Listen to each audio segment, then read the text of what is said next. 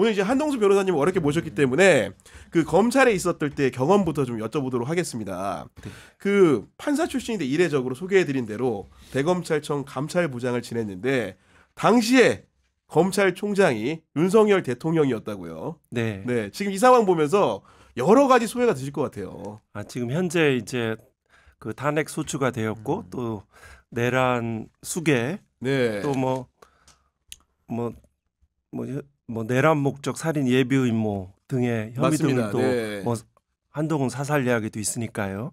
그런 것들을 보면 저도 역시 국민의 한 사람으로서 국민들과 같은 공분 이런 감정들을 같이 느끼고요. 다만 그 검찰에 있을 때의 모습들을 좀 보았기 때문에 국민들보다는 상대적으로 어떤 충격, 놀람, 실망 이런 감정들은 조금 덜한 것 같습니다. 네. 네. 심지어 제가 들어보니까 네. 윤석열 대통령이 검찰총장일 때 그 우리 변호사님 계신 앞에서 면전에서 네. 내가 육사 갔으면 쿠데타 했을 거라고 말하셨다면서요. 네, 맞습니다. 그게 어떤 경우에서 어떻게 얘기한 겁니까? 그게 그 2020년 3월 19일 날 설해마을에 있는 그 어여쁜 한우라는 그 식당에서 대검 부장들 차장하고 일부 부장은 이제 빠져 있었고요. 그 자리에서 이제 나온 이야기입니다. 그래서 그 말들이 이제 언제나 그랬듯이 이제 화제를 혼자서 이제 많이 독점해서 하고 있고 대부분의 부장들은 다 그냥 숙연하게 듣고 숙연하고 있네. 있고 저는 조금 이제 반응하는 형태 이렇게 조금 이런 또 의견을 말하는 형태의 그런 자리였는데 내가 육사에 갔었더라면 쿠데타를 했을 것이다.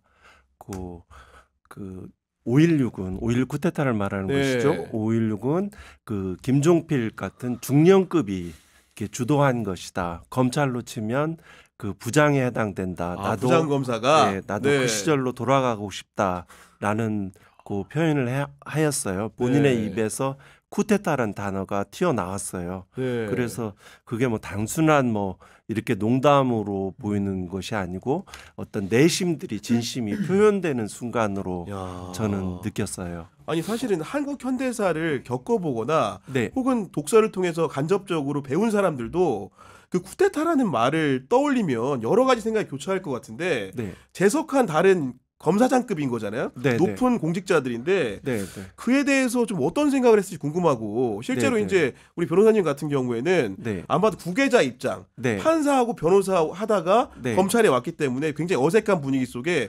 쿠데타라는 말이 굉장히 생경하게 들렸을 것 같아요. 네, 생경하고 좀 충격적이죠. 그리고 저는 이제 아무래도 좀 외부자의 시선이기 때문에 그 사람들에게 익숙한 문화와 그 태도들이 저한테는 굉장히 낯설게 느껴지는 거죠. 그래서 이제 그 회식 자리도 많지 않은 저녁 자리가 한 서너 차례 있었을까요? 이러니까 저는 굉장히 집중된 상태에서 그 상황들을 긴장하면서 봤기 때문에 들을 수밖에 없는 거죠.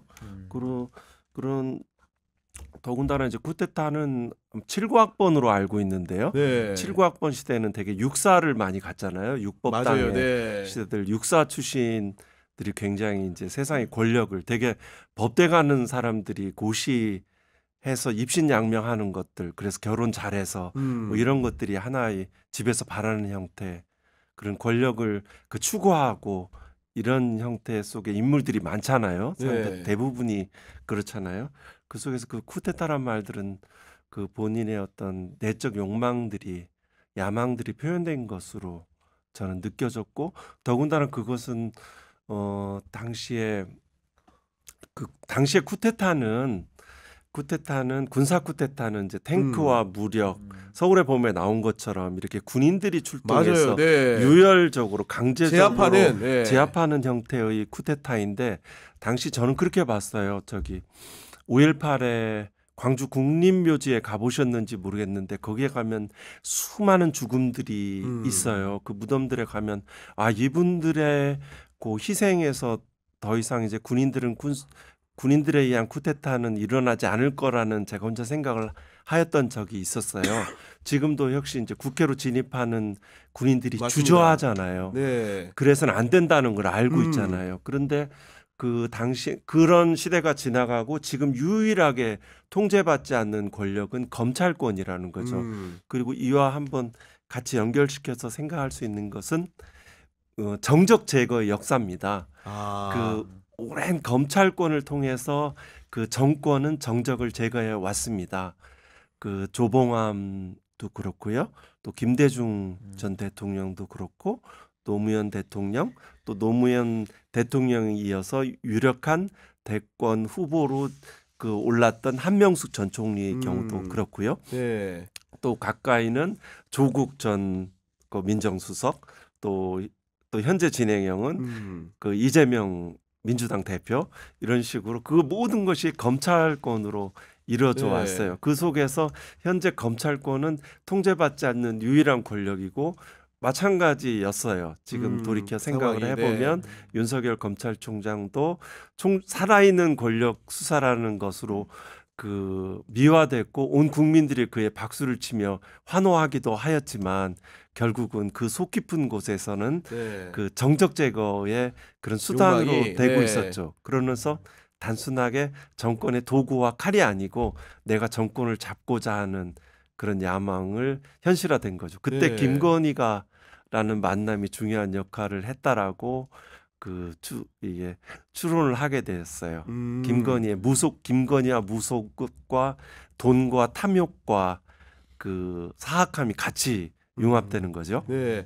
신인규 대표님, 지금 이제 변호사님 얘기 듣다 보니까 그 쿠데타라는 말을 어떻게 보면은 혼자 읊조린 게 아니고 여러 사람이 있는 자리에서 그 얘기를 했다는 겁니다. 지금 사실은 내란 행위 자체도 친위 쿠데타라는 평가를 받고 있는 거 아니겠습니까? 그러니까 이제 꿈을 실현한 거예요? 그 부장님께서 같이 근무하실 때 들었던 그 내용을 밖에서 이렇게 전달받으면 참 충격적이잖아요. 그래서 과거에는 육법당이 있었는데 이제는 법육당이죠. 법육당. 이제 검찰이 더 위에 가 있으니까요. 이제 군을 부려서 이번에 친위 쿠데타를 실제로 한 셈인데 뭐 거기에 대한 행위의 처벌을 받는 건 당연한 것이고 그 인식 자체. 그러니까 검찰들 지금 중에서도 윤석열의 길을 가고자 하는 수많은 검사들, 그리고 그 제어되지 않은 권력, 지금까지도 뭐 아까 정적의 제거 역사도 말씀해 주셨습니다만은 이 현재 진행형인 거거든요. 그래서 저는 내란 종식은 당연히 우리가 시급하게 해야 되는 부분인 것이고, 그 검사들이 가지고 있는 그 특수부 검사, 그들이 갖고 있는 그 쿠데타를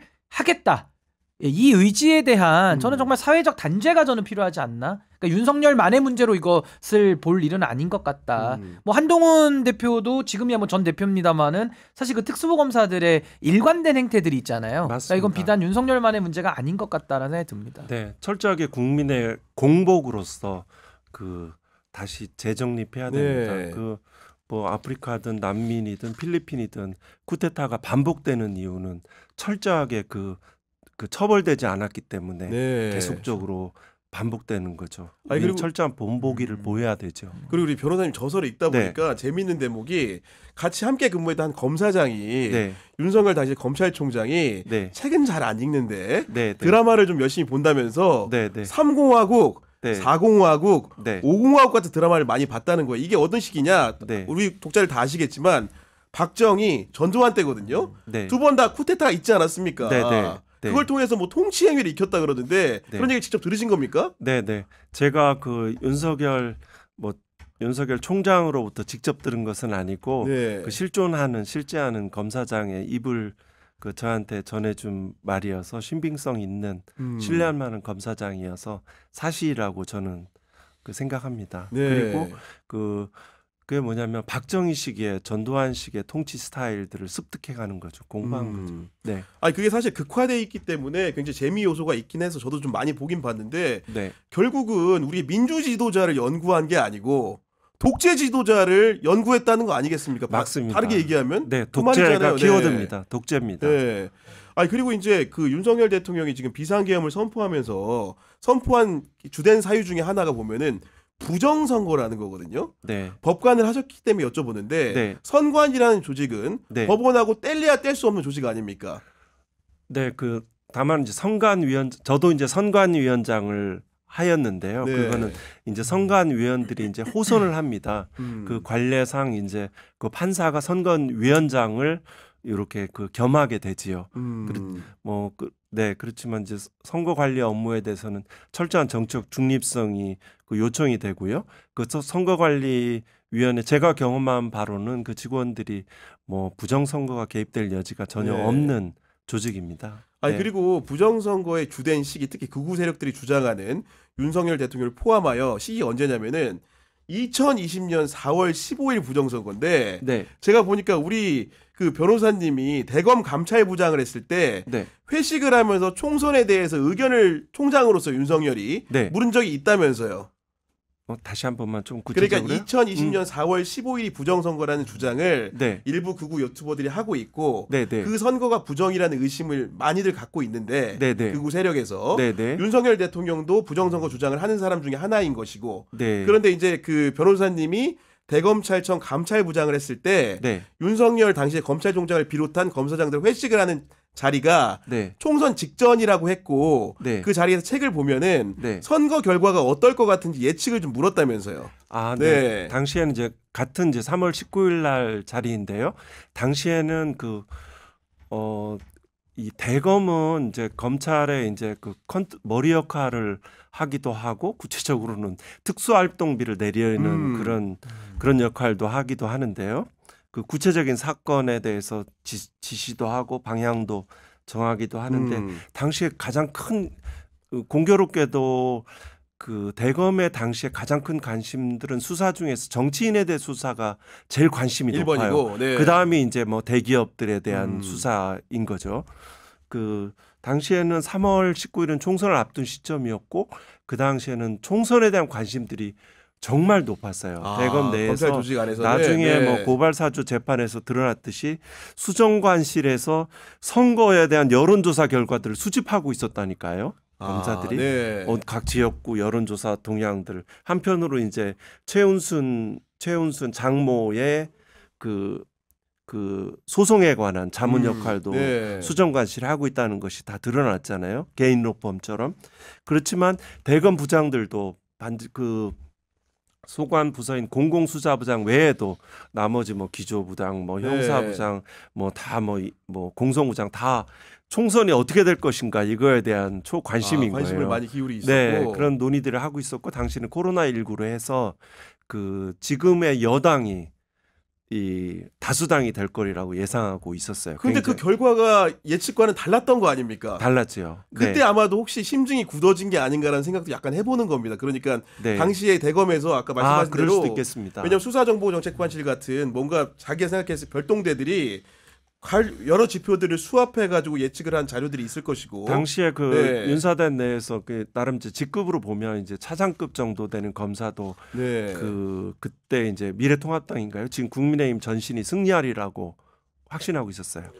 그렇군요. 이 길이라고 예상했어요. 아니 근데 검찰 조직 공무원인데 선거에 관심 많아도 되는 거예요, 신임 대표님? 일단 근본적인 문제가 그 정치적 고도의 중립을 지켜야 되는 이 검찰 특히 그래야죠. 사정기관이니까. 그렇죠. 뭐 공무원의 정치적 중립의무는 당연한 것이고 그 국가공무원법상인 것이고 검찰청법 4조 3항에도 검찰은 정치적 중립 지켜야 된다고 또 명시돼 있거든요. 지키지 않으니까 들어간 거죠. 그렇죠. 근데 정말 이 윤석열 이 사단의 검사들은 지금 이 총선 결과에 대해서도 그렇게 관심을 갖고 있었다. 이거 너무 심각한 문제인 것이고 더더군다나 정무적으로도 판단 능력이 너무 떨어지잖아요. 그러니까 본인들이 그럼에도 불구하고 당시에 이제 미래통합당의 이제 승리를 좀 점쳤다. 그러니까 무슨 뭐 희망적 사고 회로를 돌리다 보니까 뭐 바이어스가 많이 꼈는지는 모르겠으나 정말 부적절하죠. 그리고 부적절하다라는 말로도 부족할 정도로 결국에는 그 그러니까 정치 검찰들이 검찰 정권을 만들어 버린 거 아니겠습니까? 그리고 나서 이 검찰 정권이 지난 2년 6개월 동안 나라를 망쳐놓고 마지막에는 정치로서 극복이 안 되니까 불법 개헌까지 한 거 아닙니까? 이게 내란이고 친위 쿠데타로 이제 해석이 되는 건데, 그러니까 정말 대한민국의 이 검찰의 민낯을 국민들이 다 보셨기 때문에 아마 우리 부장님께서 혼자서 경험하실 때는 국민들이 외부에선 잘 몰랐겠지만은 이제는 그 검찰 정권의 민낯이 다 드러나 버렸다. 그리고 한 칸 더 나가서 이제 상상이지만 말씀대로. 여론조사를 총장 할 때도 보고 받았다는 거 아니에요.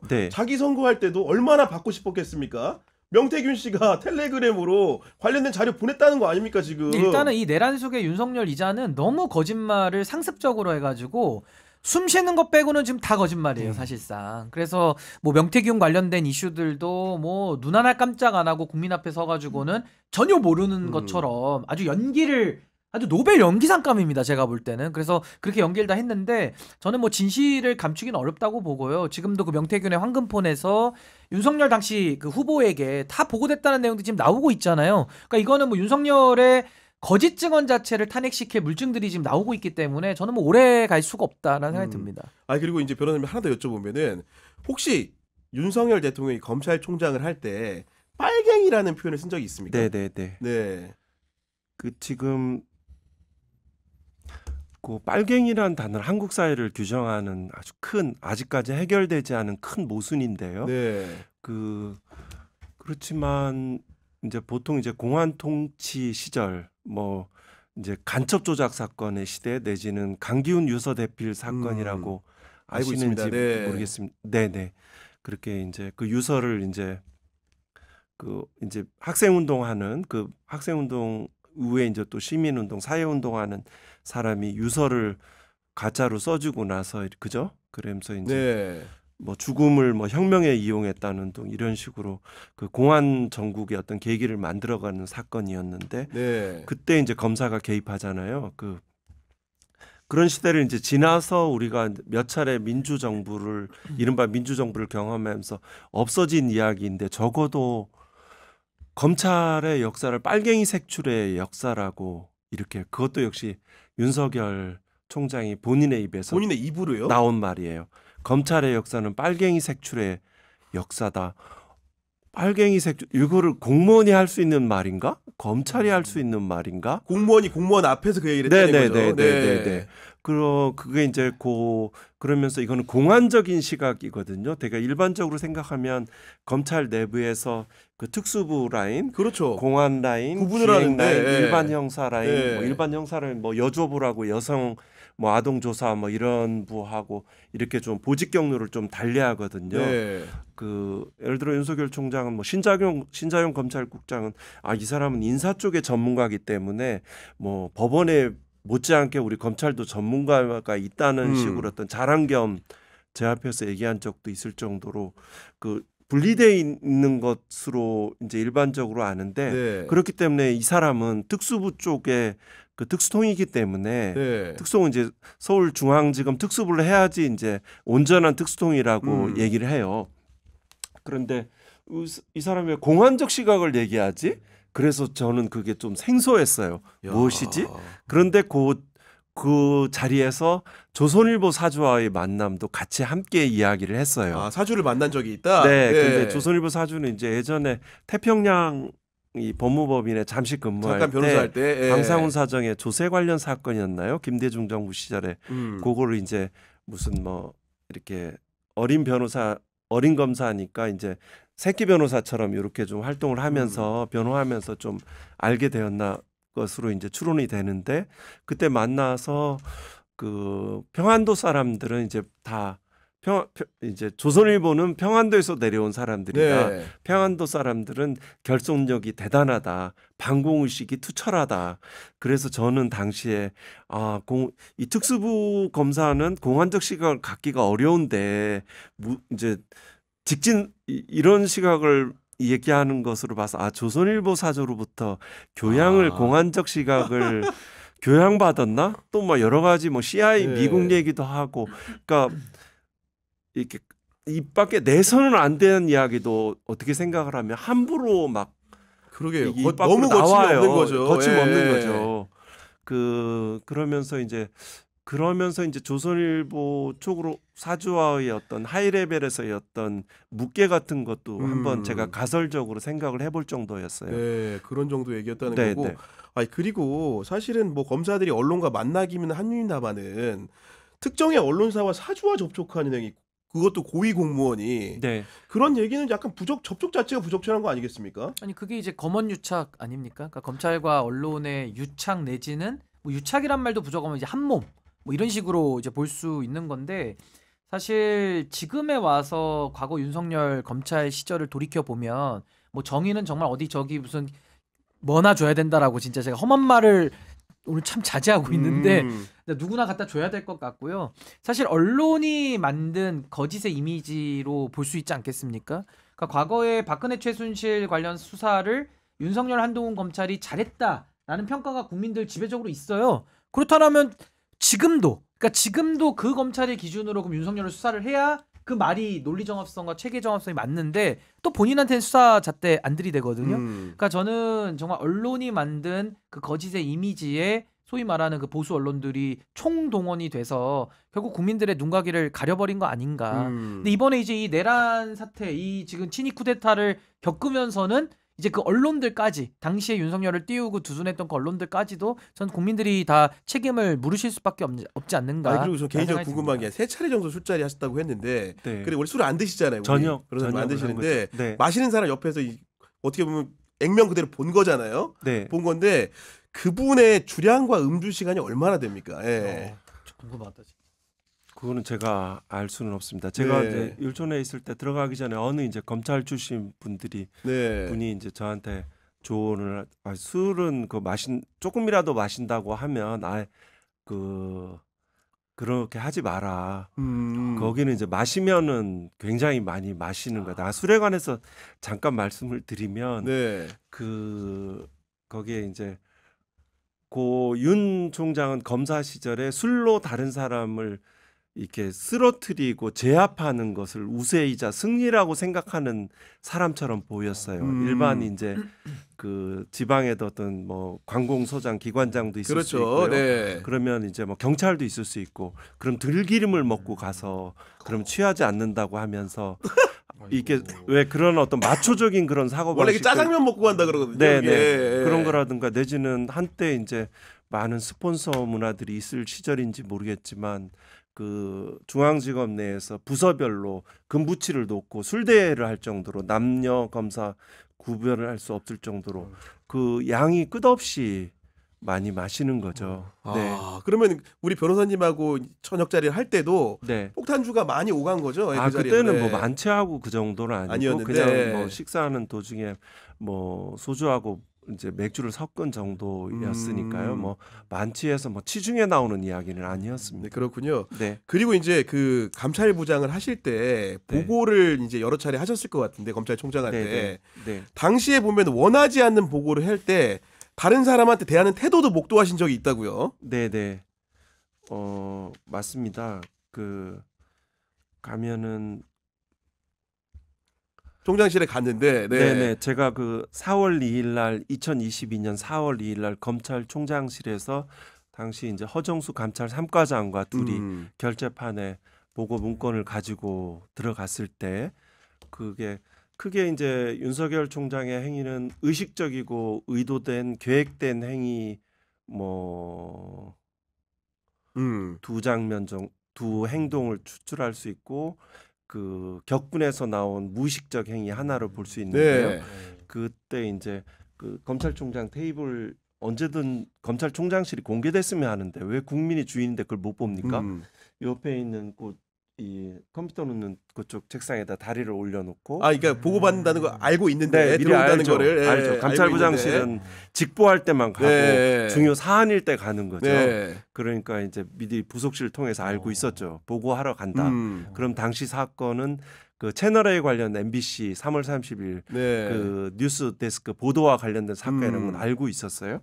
그러고 나서 바로 올려놓고 이제 오는 걸 이제 대기하고 있는 거죠. 그러고 저한테 반말을 했어요. 반말을요? 기존에는 제가 판사 출신이라 그런지 저를 좋은 이미지를 갖고자 하면 위한 것인지 존대를 했군요. 원래는 존댓말을 했어요. 늘 부장님, 감찰부장님, 뭐 수사란 이런 것입니다. 뭐 이런 식으로 되게 존쟁을 다른 사람한테는 다 말을 놓지만 저한테는 의례적으로 했는데 그때 말을 놨어요. 하기 싫은 보고 딱 하니까. 그러고 나서 이제 저리 놓고 가라고 하고 갔죠. 그게 갑자기 이제 왜 이 사람이 요때까지는 존댓말을 하다가 나한테 갑자기 반말을 했을까? 이렇게 그만큼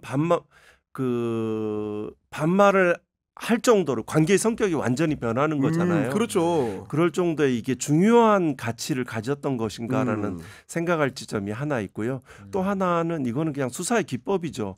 같이 이렇게 막 존댓말 하다가 갑자기 폄하하면서 쌍소리하면서 욕하거나 때리고 이렇게 물리적인 폭력이 있던 수사 방식을 경험한 사람이거든요. 그 세대는.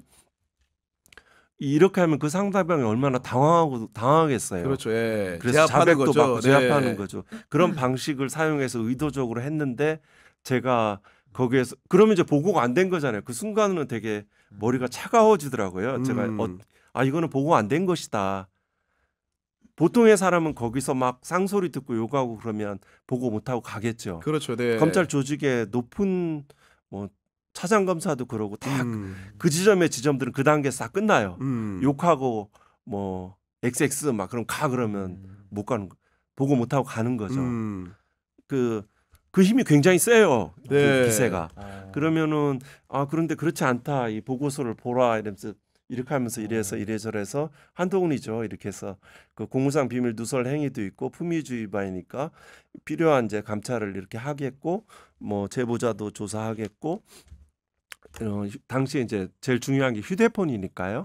휴대폰 이미 제출을 받고 뭐 이미 제출을 불응하면 압수수색을 영장을 하겠다. 우리 수사로 전화할 수 있거든요. 네. 그렇게 하니까 그때 자기도 모르게 자리에서 이제 일어나서 격분해서 저한테 다가왔어요. 질투한 기세로. 물리적으로 일어나서. 네, 그거는 흥분된 상태에서 네. 무의식적인 행동이에요. 앞에 것들은 계획된 의도적인 행위고. 그렇죠. 이제 돌발적으로. 역으로 돌발적으로 나오고 이제 씩씩거리는 거죠. 그러고 나서 반달곰 비슷하겠다. 반달곰 비슷하게. 네, 예를 들자면 이종찬 회장님도 곰의 비유 있잖아요. 그러니까 네, 그럼 이제 그래서 이제 뭐 구체적으로 저는 이제 먼저 치면 나는 어떤 타격점을 가질까 이런 것까지도 생각할 정도였는데요. 그러고서 이제 갔죠. 이제 뭐 다시 또 안 떼요. 근데 그런 지점들은 생각을 해보면 무엇이 그렇게 중요했을까? 그러면 이 사람은 결국 같이 자기 정권을 가져가는 유력한 자기 뭐 쌍둥이 뭐 의학적으로 쌍둥이 같은 형제인 한동훈을 사살하라고 뭐 나중에 증거에 따라서 입증돼야 되겠지만 한동훈 사살 계획이 상당히 더 신빙성 높은 것으로 지금 얘기되고 있잖아요. 어떻게 한동훈까지 사살할 정도의 사람이거든요. 사살하고 뭐 그걸 한동훈이 얘기했는지 김건희가 얘기했는지 뭐 독자적인 언층에서 독자적인 계획인지를 살펴봐야 되겠지만 그럴 사람인데 그러니까 누군가를 위해서 그 의리를 위해서 할 사람은 아닌 거예요. 그 자기 문제인 거죠. 네. 고발 사주처럼 이 관련해서 채널A 사건 그 범죄 정보 내지는 아까 검언 유착이라고 했는데 검찰과 의사의 합동 그 범죄 수집, 범죄 정보 수집 활동, 내사, 수사, 널 광의의 수사 이런 활동 같이 한 거죠. 네. 그 과정에서 보고받고 지시하던 이었고 그 안에 한동훈의 휴대폰에는 고발 사주 관련되는 내용들이 담겨 있었겠죠. 자기의 관련성이. 그러니까 그때는 두려워했어요. 근데 지금 이제 한동훈에 대해서 이렇게 박하게 하는 걸 보면 지금 우리 변호사님 말씀하신 이거잖아요. 당시에도 한동훈 사건으로 외면상 보이지만 그 안에는 내 문제가 있었기 때문에 그가 이렇게 그런 반응을 보인 것이다. 네. 그렇게 해석이 된다는 거죠 지금. 네. 그래서 뭐 당시에 이제 모 부장검사가 검찰 여직원을 강제추행한 사건이 있었어요. 그때 저희들이 이제 수사로 감찰부에 수사로 전환해서 그 구속영장을 이건 구속 사안이다라고 구속영장을 청구하겠다라고 하니까 뭐 시원하게 동의하더라고요. 그래서 이 사람이 이런 장점이 있구나 생각을 할 수 있는데 달리 말하면 그 자기와 관련 없는 것들에 대해서는 쳐버려요. 잔인해요. 아니 그리고 제가 얘기 들어보니까 대통령실 지금 부속실장이 강희구라는 분입니다. 검찰 수사관 출신인데 이분이 사실 문지기 역할을 지금도 하고 있는 거죠. 총장 할 때도 총장실 비서관이었던 거죠. 네, 맞아요. 그때 그 당시에 강희구 실장으로부터도 약간 모욕적인 반응을 받은 적이 있다고 들었는데 제가 이게 제가 공직에서 오래 있고 그래서 원래 또 다른 사람 얘기하는 거를 별로 자제하고 그런데 제가 되게 뭐 공익적이고 국가적인 일이니까 뭐 책에도 얼핏 나와 있네요. 한 4월 7일 날 그러고 나 4월 2일 보고 후에 이제 그러고 나서 이제 휴가를 내요. 원래 휴가를 안 내던 그런 스타일이었는데 휴가를 내요. 그럼 그러니까 나중에 보면 윤석열 검찰총장이 당시에 네. 병가를 뭐 이쪽에 종기가 났다고 이러면서 병원은 가지 않고 휴가를 내는 상태로 돼 있었는데 휴가 잠깐 이제 추리닝 바람으로 총장실에서 온 적이 있는데 연락을 받고 내려갔죠. 이 과정에서 이 감찰은 개시 보고가 됐는데 이걸 하지 말라는 이유는 뭐냐? 이게 이제 뭐 이 감찰 규정에 따른 이런 그 이항에 따른 중단 지시냐라고 제가 확인하려고 가려는 취지로 갔었는데 그때 강의구하고 이제 그 비서 실무관이 같이 있었죠. 그때 굉장히 적대적인 반응을 저에게 보였어요. 그러고 나서 이제 다시 제 방에 오라고 해서 이제 어떻게 된 거냐라고 이제 뭐 나름대로 이제 그 해명을 듣고 근데 그 후로 이제 다시 쭉 이어지고 징계 국면도 들어가고 다시 복귀하고 그다음에는 뭐 제가 먼저 인사해도 그냥 외면하고 진짜요? 그런 관계들. 아니 왜냐면은 강희구 부속실장이 실제로 국회에 출석해서 가지고도 태도들을 보면은 국회의원들을 대하는 태도가 약간 이렇게 그 마뜩지 않은 부분들이 좀 많지 않습니까? 실제로 보면은.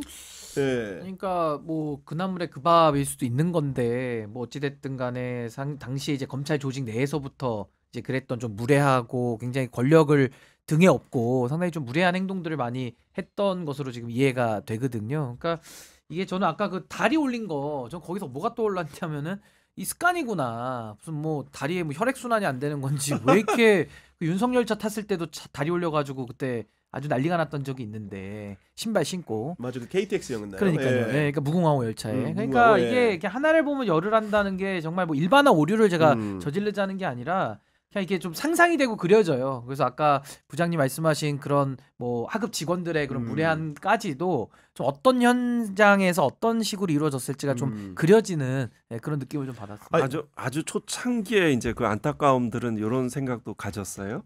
되게 이제 그 강의구 그 지금 무슨 대통령실의 부속실장은 그 나름대로 범정으로서 이제 범죄정보 쪽으로 이제 특화된 사람으로서 상당히 많은 실적도 내고 뭐 여의도 같은 데도 많이 되고 좀 좋게 기억하는 사람도 좀 있더라고요. 그 유능하다는 점이 측면에서. 그런데 이제 그런 사람들을 뭐 저의 기준으로 또 어떤 국민 일반의 감정이나 기준에 의하면 이렇게 어떤 오만함들 또 내지는 오염되는 것들 어떤 그렇게 하는 그 가장 역대 총장 중 가장 그런 지점들 법을 가장 안 지키는 특활비를 가장 사적으로 쓰는 듯한 외관을 보인 이래서 후배 검사들에게 이런 아주 안 좋은 의미의 롤모델과 초법적인 법 위에 있다는 인식을 강화시켜준 아주 국회에서 답변 태도도 역시 마찬가지고요. 여러 가지 사회 전반에 있어서 오염을 시킨 이런 그리고 한 번은 총장 집무실에 갔더니 운동복 차림으로 이제 만났다고 했는데 제가 그 얘기를 왜 들으냐면은 지금 대통령이 된 다음 이후에도 출퇴근 시간이 문제가 많이 되고 있어요. 그러다 보니까 총장이 근무 시간에 운동복을 입고 있을 수 있는 건지 여쭤보는 겁니다, 지금. 당시에는 제가 이제 4월 그때 이제 4월 7일, 8일 그때 검찰총장실에서 잠깐 오전에 그 출근할 때 추리닝 바람으로 있었어요. 왜냐 그 검찰총장에 대한 많은 국민들의 어떤 신화 같은 게 있잖아요. 공정과 정의의 화신인 양 거기는 뭔가 탁 이렇게 영화 속에 나오는 이미지인데 어떻게 대한민국 검찰총장실에 추리닝 바람으로 오나 저는 굉장히 트레이닝 바람으로 오나 그 장면이 굉장히 낯설고 생경했어요. 이제 뭐 대검에 근무할 때는 아침에 늘 사진 기자들이 그 앞에 기다리고 있었잖아요. 그러니까 출근 시간은 지킬 수밖에 없는 상황이었겠죠. 그리고 큰 대별점이 뭐냐면 크게 이제 원래는 말씀하셔도 됩니다. 제가 좀 말이 좀 느려서 좀 어떨까? 천천히 하시면 됩니다. 괜찮습니다. 그 보통 이제 특수부장 정도에서 그쳤어야 되는 사람이다. 뭐 더 뭐 그 정도 그릇이 아니지 않냐라고 평하는 내부자의 말 여러 차례 들은 적이 있어요. 아, 그렇군요. 네, 네. 그래서 특수부의 마태웅 정도이지 어떻게 거기까지 갔나 이렇게 생각하는 우려하는 사람들이 있었는데요.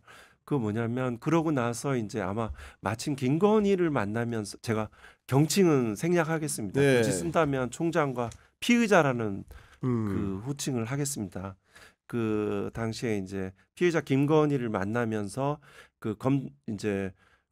이 만나는 무렵부터 이제 검찰총장 또 검찰권의 사유화 왜 처음에 공무원으로서의 그런 마인드들이 왜 없었겠어요. 시작할 때는 그렇지만 이제 검찰권의 사유화 그리고 내가 이러다가 대통령도 구속해보고 대법원장도 구속해보고 그렇죠. 뭐 재벌 CEO들은 수없이 내 앞에 무릎을 꿇죠. 무너지죠.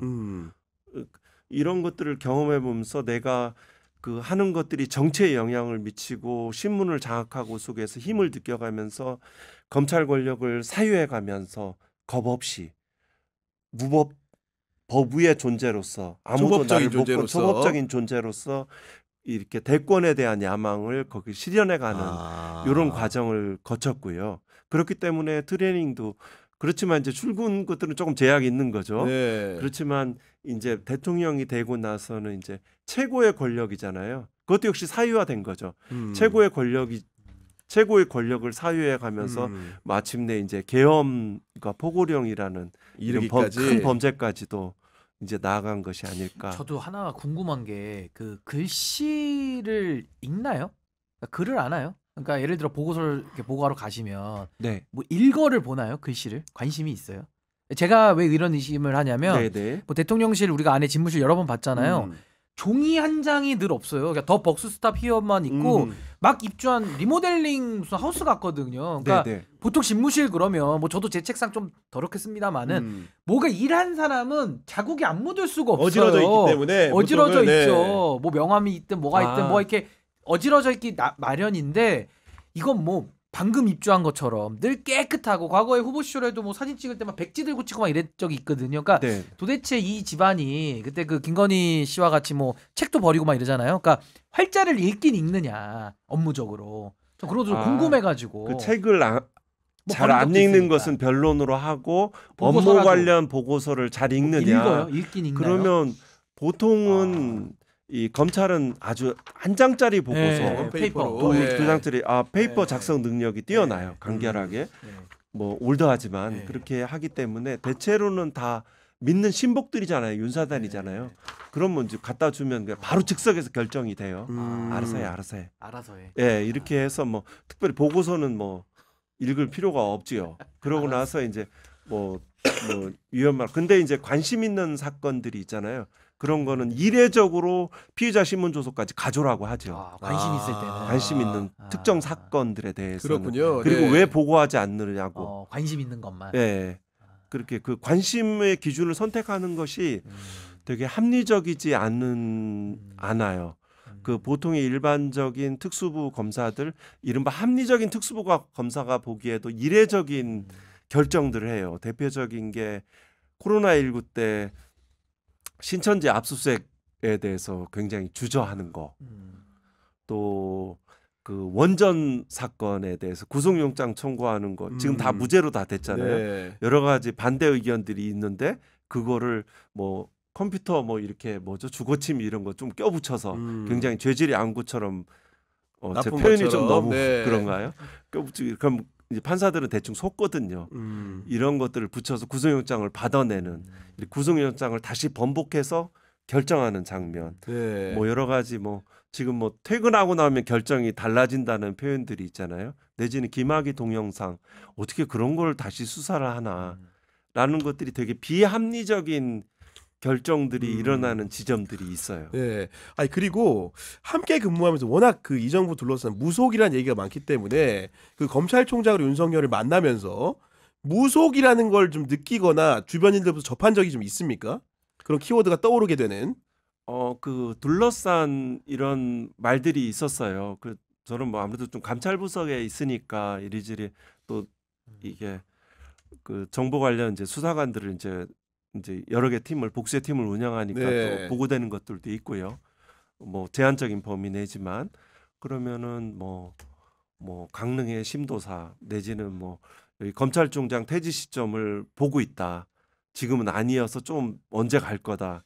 이렇게 태길 관점이죠. 내가 적합한 시점. 길이를 골라야 되니까 뭐 이런 관점이라든가 또 그 내가 이제 70년대 90년대 태어났더라면 일제 때 태어났더라면 마약 판매상을 했을 것이다.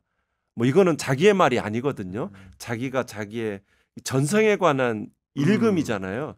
이 무당이나 이렇게 저는 뭐 육신통이라는 게 있잖아요. 불교에서 능엄경 이런 식으로 어떤 신통 중에 하나인데 이것을 설정 보는 것도 높은 경지일 뿐만 아니라 본다고 얘기해 주는 사람도 삿된 사람이거든. 사이비라고 보면 틀림이 없는데 이걸 누군가가 그 윤석열 검찰총장이 얘기를 한 거잖아요. 그렇죠. 그거에 대해서 굉장히 심리적으로 굉장히 의존하고 있는 상태인 거잖아요. 그런 얘기를 만남의 자리에서 제가 들었어요. 겁니까? 자기 전생. 그래서 저 사람의 중요한 지금 현재 이 사상 체계를 규정하는 세 가지를 꼽으라면 그 전생 이야기, 사이비 무속인에게 뭐 우리나라의 전통 문화로서의 무속은 제가 존중하는 그렇죠. 편이다. 그렇지만 이제 사이비 무속인 어떤 돈이나 이익을 위해서 권력을 추구하는 사이비의 그 거기에 대해서 강하게 의존되어 있구나 심리적으로 이런 관점.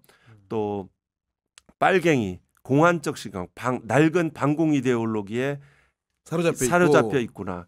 그 다음에 아까 그 쿠데타 이런 것들이 있고 그 무속은 어떤 거냐면 어떻게 연결되냐면 제가 같은 아파트에 살아요. 살게 되었어요. 네네. 심지어 같은 동이라고 제가 들었습니다. 네. 이제 거긴 저층부고 저는 이제 고층부인데 같은 그러니까 여러 차례 조호하기도 했었는데 그때 이제 대통령 당선되고 나서 청와대로 들어가지 않고 용산으로 출퇴근하는 그때 봤을 거 아니에요. 경호원들이 쭉 있었고요. 그때 출근 때마다 이제 그 김건희 팬클럽이 저쪽 그 진을 치고 쪽에 진을 치고 있는데 그때 피켓이 같이 부정선거 피켓하고 같은 사람이 같이 들고 있어요. 같은 그룹 내에서. 그래서 김건희 팬클럽과 제가 팬클럽엔 들어가 보지 못했지만 무슨 그런 인터넷 공간에 있을 것 같은데 김건희 팬클럽과 4.15 부정선거가 같은 사람이 둘 다 같은 동일한 주장을 하는 것이구나라고 해서 제가 그 장면이 되게 그러니까 이제 인상적이었어요. 그 당선인 신분일 때, 그러니까 직무 말고 관저로 들어가기 전에 그 사람들이 같은 장소에서 그 다른 피켓을 들고 있었다는 겁니까, 그게? 같은 장소에서 같은 일단의 그룹들이 있잖아요. 한 10에서 20여 명 정도의 그룹에 이걸 듣고 있어요. 그때 거기 부정선거도 있었다는 거죠? 네. 그 4.15 부정선거 같은 경우에는 되게 유사 과학적인 증거를 가지고 믿고 거기에서 돈을 많이 모금을 받고 이렇게 운영하는 그 누구죠? 저기 민경욱 그 민경욱 전 의원도 부정선거론자 중에 하나죠. 석동현 변호사도 뭐 그 역할을 좀 하는 거 뭐 무슨 관련이 있었던 것 같고 보도상으로 이런 지점들은 4.15 쪽을 이렇게 하는 것은 일반적으로 보통의 법률가들은 어떤 망상적인 사고를 가지고 있다라고 평가하죠. 이거 얘기 듣다 보니까 놀라운 점이 많고 아까 그랬잖아요. 서두에 그 경험을 해보니까 비상계엄 한 게 다른 일반 국민들에 비해서 놀랍지 않았다고. 그의 의식 체계를 이미 사전적으로 경험을 하셨기 때문에 이런 일을 벌이는 것 자체가 일견 보면 얘기 들어보니까 자연스러운 측면도 없지 않아요. 네, 이렇게 가면서 이제 마침내 이제 끝까지 갔네, 뭐 이런 느낌. 네. 아니 아까 육사를 가면 자기가 쿠데타 했을 거라는데 육사도 안 나온 인간이 뭘 또 친위 쿠데타까지 했는지. 육사만 안 나왔으면 말도 군대도 안 갔잖아요. 군대도 안 갔고 총도 한 번 안 잡아봤으면서 무슨 쿠데타 운운하고. 그러니까 결국은 육사 나온 사람들을 불러 모아놓고 관저에 불러 모아놓고 술 먹으면서 맞습니다. 결국 계엄 모의에서 자아 실현을 대권을 잡은 다음에 한 거 아닙니까? 그러니까 이게 육법당이 진짜 법육당 된 겁니다. 이제 법육당이 이제 군을 부려가지고 군을 부려가지고 이제 진짜 이 나라의 주권을 국민들의 주권을 강탈하려고 했던 거죠. 그러니까요.